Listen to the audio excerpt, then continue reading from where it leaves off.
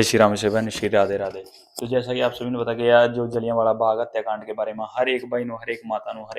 हर एक इंसान नो तकरीबन उसके बारे में पता ही है कि जलियांवाला बाग कितनी निर्मम हत्या करी गई थी हमारे भारत की भारतवासियों की। तो उस टाइम हमारा देश गुलाम था अंग्रेज जाए चलो उस टाइम मान ही सका क्योंकि उनका हमारे ऊपर राज था और उन्होंने हमारे ऊपर बहुत ज्यादा अत्याचार करे हैं क्योंकि हम गुलाम थे। लेकिन जब आपने एक शौक आपने एक लगाया जब हमारे आजाद भारत में जो हमारे सनातनी भाइयों की 80% जनसंख्या होते हुए भी एक अपने आजाद भारत में एक इतनी निर्मम उससे भी ज्यादा भयानक एक जो हत्या करी गई है वो एक कांग्रेस सरकार ने करी गई है इंदिरा गांधी ने 1966 में। लेकिन जिस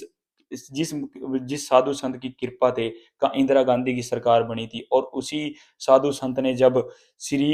धर्म सम्राट स्वामी कृपात्री जी महाराज ने जब 1966 में एक सांसद का घेराव करने की कोशिश करी थी इंदिरा गांधी का राज था उस टाइम। जो उन्होंने एक गौहत्या बंद करने के ऊपर जो एक सांसद का घेराव करने की कोशिश करी थी कि गौहत्या भारत में बंद होनी चाहिए और उसमें बहुत सारी गया भी अपने लाखों की जो जनसंख्या में साधु संत थे और पता नहीं कितने हजार अपनी गौ माता थी। लेकिन कांग्रेस सरकार ने बिना किसी जो अनाउंसमेंट के बिना किसी उसके जो उन साधु संतों के ऊपर और उतनी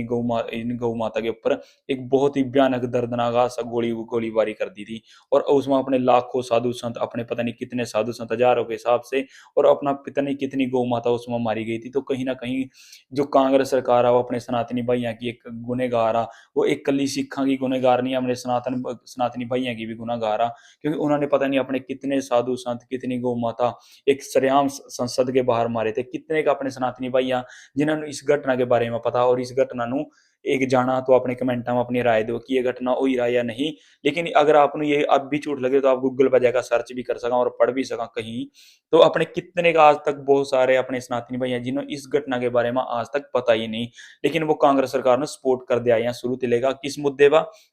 कि इसने मेरा ये काम कर दिया छोटा सा इसने मेरा ये काम कर दिया कहीं हॉस्पिटल में नंबर पा दिया कहीं एक प्राइवेट नौकरी लगा दिया कहीं सरकारी नौकरी लगा दिया कुछ एक पैसे देगा सिर्फ हम इस वजह से अपने एक मतलब की वजह से एक ऐसी सरकार ने सपोर्ट कर दिया यहाँ शुरू से लेकर आज तक जो अपने सनातन धर्म के जो अब अक में एक भी कार्य नहीं करे उसने शिक्षा से लेकर अपनी शिक्षा व्यवस्था उसने तहस नहस कर दी। अपना जो जमीन जायदाद वक्फ बोर्ड के माध्यम से उन्होंने वो तहस नहस कर दिया। अपना हर एक मुद्दे पर अपने सनातन धर्म को घेर दिया ये मंदिर तख्ते कब्जे में ले लिए जिसका जो मंदिर आज अपने सनातन धर्म के मंदिर में कितना ज्यादा एक चढ़ावा जो चढ़ा वो अब एक सारा का सारा सरकार पर अपने सनातनी भाइयों के जो एक कार्य है जो अपने सनातन धर्म के लिए वो लग ही नहीं रहा अपना। तो ऐसे से बहुत से कार्य जो अपने कांग्रेस सरकार ने या अपने हिंदू सनातन धर्म को बदनाम करने थे या खत्म करने दी करे गए। तो आज तो मन तो उन भाइयों पर शर्म आवा जो अपने आज भी कांग्रेस सरकार ने सपोर्ट कर दे आए हैं। तो कहीं ना कहीं हम सोच नहीं सका कि मोदी सरकार एक जो कार्य कर रही है या जो कुछ काम कर रही है वो क्योंकि अपने सनातन धर्म के प्रति उनकी गहरी निष्ठा और वो अपने सनातन धर्म के जो अपने सनातन धर्म में एक अच्छे कार्य है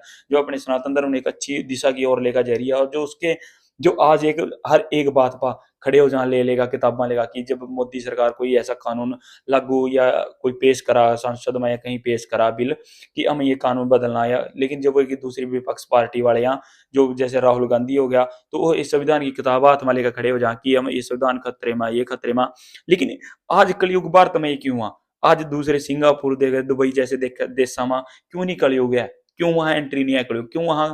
क्यों क्यों क्यों क्योंकि वहां एक कानून सख्त था। सिर्फ यही यही अपने भारत में भी सतयुग बन सका अगर हमारे कानून जो पहला वाले घटिया कानून चलते आए हैं उन्होंने बदलाव करने की जरूरत था। और जब तक ये कानून हमारे बदले नहीं जाते जब तक हमारे जो अपराधी हैं वो इस तरह ही छोड़ते रहेंगे जो बलात्कार हैं वो इस तरह ही होते रहेंगे जो लूट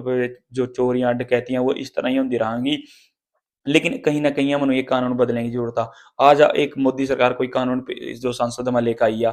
एक नेता ने बयान दे दिया कि ये का जो मोदी सरकार है वो कानून बदलने जा रही है। तो हम सारे के सारे बिना सोचे, बिना समझे सिर्फ़ हम उस पार्टी को सपोर्ट करा। उसके सिर्फ़ एक नेता के कहने पे हम सड़कों तक ते जाम कर दें। लेकिन कभी हमने ये नहीं सोचा कि ये कानून हमारे लिए कितना हमारे आने वाली पीढ़ी के लिए कितना क लाभदायक है, कितना क हमारे इसमें बच्चों को फ़ायदा होने वाला और कितना हमारे देश के लिए इसका जो बेनिफिट होगा। तो कहीं न कहीं हम कानूनों के बारे में जानने की जरूरत है, जो आज मोदी सरकार बदलने की जरूरत करी है। और हाँ, सच में वो कानून बदलने की जरूरत है हमारे देश में, उस कानून बदलने की जरूरत इस टाइम है, क्योंकि हमारे देश में एक जो मैं अपने एक कहानी सुना रहा, एक बात बताने लग रहा है, जो एक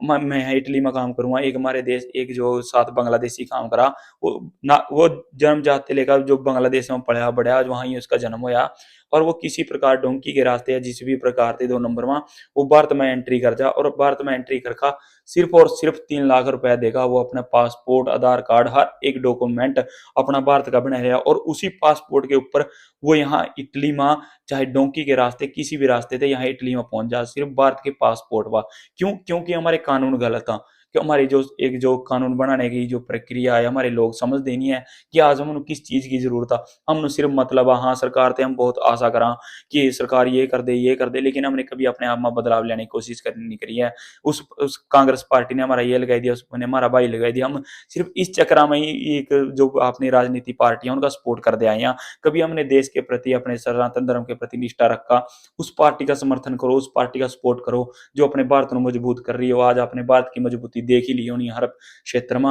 और उस पार्टी का सपोर्ट करो जो अपने सनातन धर्म के लिए कार्य कर रही है, जो अपने सनातन धर्म को आगे लेके आ रही है। तो कहीं वो आज बांग्लादेशी यहाँ अपने भारत में अगर कोई कल कोई घटना ऐसी वैसी घटना कर दे, तो उसमें किस देश का नाम बदनाम होगा? भारत का। तो ऐसे ऐसे कानून बदलने की जरूरत है। तो सभी भाइयों थे, नौजवान भाइयों थे, एक ही रिक्वेस्ट है कि पहला जो भी कानून जो भी सरकार लेकर आ रही है, जो बीजेपी सरकार लेकर आ रही है, वो बहुत ही अच्छे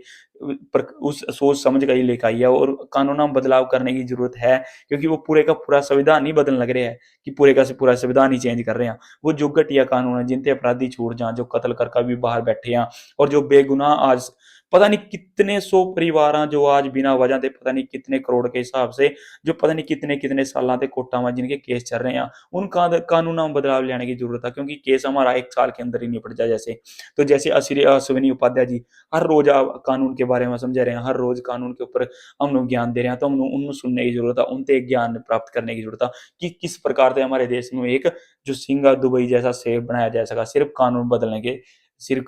के ते बाद ही ऐसा हो सका। तो हम कहीं ना कहीं बहुत ज्यादा सजग और सतर्क रहने की जरूरत है। तो सभी बात रिक्वेस्ट है, श्री जो अश्विनी उपाध्याय जी जैसे, और श्री जैसे श्री शंकर जैन जी अपने सनातन धर्म के लिए कार्य करे या, तो इन लोगों को फॉलो करो, इन लोगों के जो